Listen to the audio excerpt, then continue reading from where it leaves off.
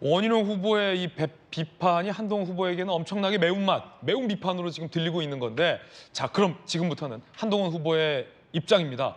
이 소리 저 소리 별소리 다 듣고 급기야 배신자 소리도 들었던 한동훈 후보는 뭐라고 발언했을까요?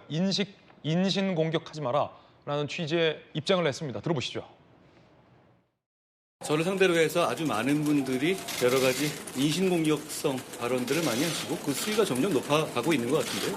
저는 우리 보수 정치가 우리 지지자들만큼 품격 있어졌으면 좋겠다라는 말씀을 드립니다. 홍준표 시장이 한동훈 후보를 지지하는 당원들한테 정신 차리라고 했거든요. 제가 보통 다른 사람과 논쟁이 붙거나 그런 것을 피하지 않아왔고 그런 면에서 나름 전투력이 있어왔죠. 저는 그걸 나중에 거대 여당의 입법 독주와 맞서는 때를 위해서 아껴두겠습니다. 저는 그것이 우리 대구 경북을 비롯한 시민들이 저에게 원하시는 거라고 생각합니다. 내부에서 그런 거 가지고 짜치게 왔다 갔다 얘기하는 거 바라실까요? 한동훈 후보가 나도 전투력이 있는데 홍 시장이나 아니면 인신 공격성 하는 다른 사람에 대해서는 맞대응하지 않겠다. 그 전투력은 아껴두겠다라고 했지만 홍 시장을 겨누어서는 짜치다라고 한마디 툭 했습니다. 짜치다. 짜치다는 것은 김영우 의원님 어떤 뜻일까요? 홍 시장을 대해서 짜치다. 홍 시장은 이상한 애 취급을 했거든요. 이상한 애. 그러자 한동훈 후보는 짜치다.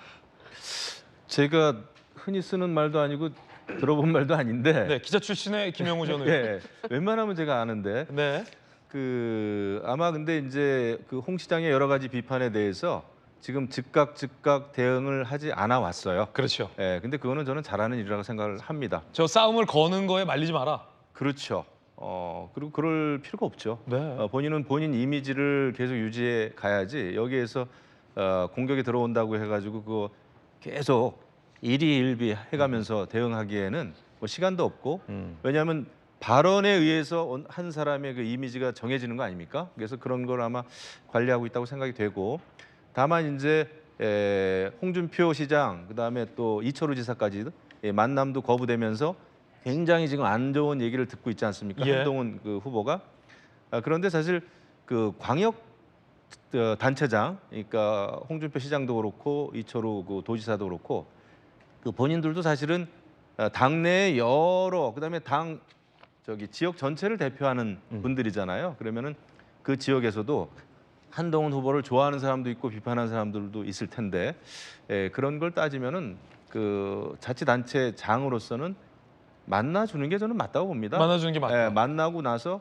그 면전에서 뭐 비판을 할 수도 있죠. 하지만 지역 전체를 대표하는 분들이 이렇게 사람을 갈라치기 하거나 누구는 만나고 누구는 만나지 않고 저는 좀 자가당착이라는 생각이 들고 그다음에 한동훈 그 후보가 과거에 문정권의 사냥개가 돼가지고 보수를 괴면시켰다 이러는데 그거야말로 윤석열 대통령에 대한 직격탄이죠. 그렇게 따지면 수사를 같이 하지 않았습니까? 예. 팀장이 또 윤석열 대통령이었잖아요. 그래서 이것은 길게 보고 넓게 봤을 때는 좀 자기 모순이에요. 그리고 그런 그 한동훈 전 법무부 장관을 비대위원장으로 우리가 추대를 했었잖아요.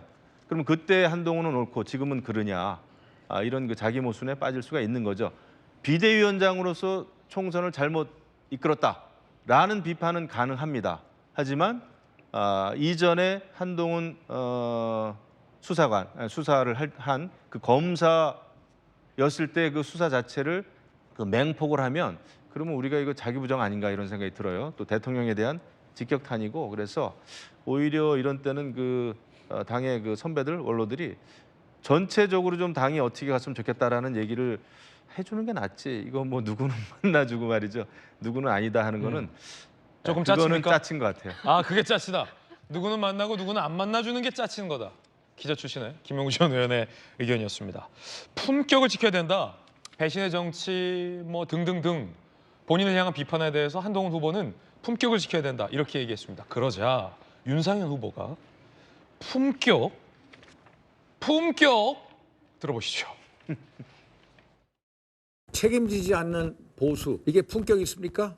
당을 이렇게 쪼그려 만들어드린 장본이 누굽니까? 한동훈 위원장 아닙니까? 본인이 자숙하겠다고 했어. 그러면 사퇴를 하지 말아야지. 저런 식의 이재명 민주당식 개변이 어디 있습니까? 자숙을 말하더니 출마하는 게 품격이냐, 책임 안 지는 게 품격이냐, 궤변이다. 윤상현 후보는 이 품격 발언을 또 비판했습니다. 전용기 의원님 어떻게 보십니까?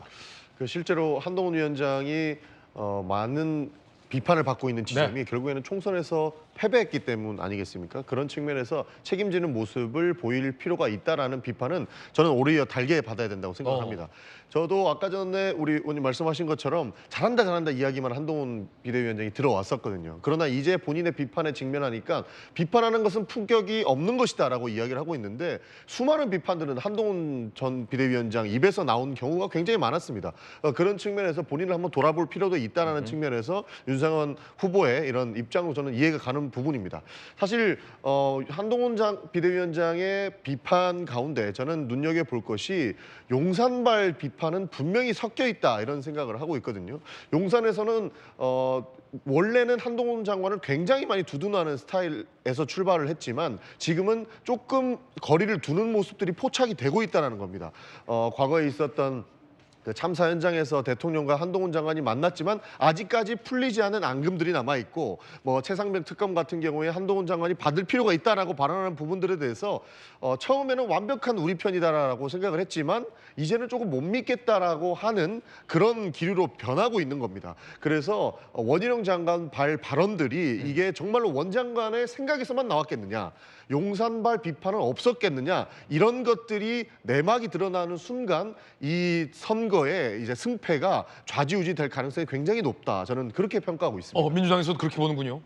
지금 한 장관하고 한 후보랑 용산이랑 사이가 안 좋구나. 민주당에서도 이렇게 본다는 얘기인데